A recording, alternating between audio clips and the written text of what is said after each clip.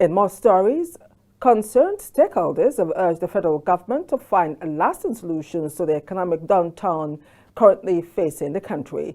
Speaking at the 2023 colloquium of the Ogun State chapter of the Nigerian Institute of Public Relations, NIPR, in Abeokuta, the state capital, a professor of political science at the University of Lagos, UNLAG, Professor Adelaja Odukoya, while delivering his keynote address, said government must listen to the yearnings of the people and be responsible in addressing them. Our correspondent, Jumoke Adebari, has more on this report. With the rising cases of challenges facing the country and current economic downturn, the federal government has been urged to, as a matter of urgency, find solutions to it. A professor of political science at the University of Lagos, Professor Adelaja Odukoya, made this disclosure while delivering the keynote address at the 2023 colloquium of the Ogun State chapter of the Nigeria Institute of Public Relations, NIPR, in Abeokuta. Odukoya, who spoke on pluralism and public opinion management, challenges and prospects for sustainable democracy in Nigeria, revealed that Nigeria as a nation is fighting on the premise of ethnicity and religious sentiment instead of social justice for all.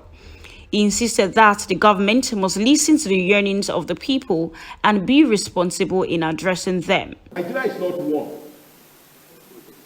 Because again, we must tell us ourselves the truth. It is drifting apart, and something urgently to be done. That's this one. 2, the Nigerian state as presently constituted is a product of colonial imperialism. It's still performing the function it was made to perform.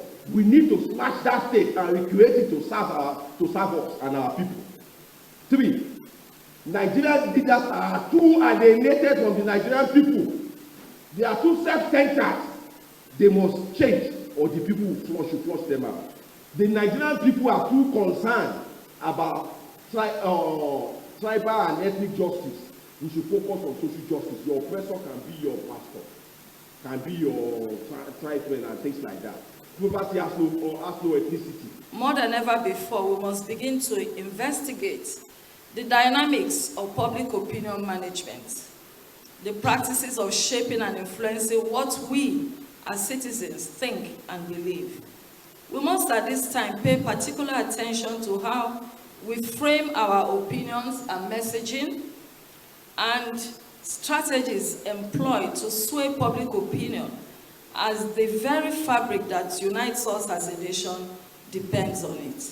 In today's digital age, where information travels at the speed of light, we are not unmindful of the rise of citizen reporters or grassroots journalists and how they have impacted on our media landscape, which also has undergone a radical transformation. No doubt, and you must agree with me, that both have empowered and challenged us.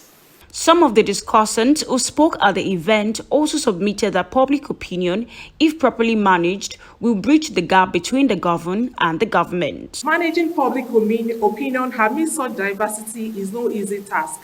It calls for a delicate balance, a commitment to transparency, and deep understanding of the needs and aspirations of the people. In the pursuit of a sustainable democracy, Nigeria faces numerous challenges. The digital age has revolutionized communication, granting unparalleled access to information, but it has also brought about misinformation and proliferation of fake news. Challenges, however, are inevitable in the pursuit of sustainable democracy. Nigeria, like so many other nations, faces various obstacles, such as political polarization, misinformation, and disinformation. We also have issues of multi-ethnicity and multi-religion.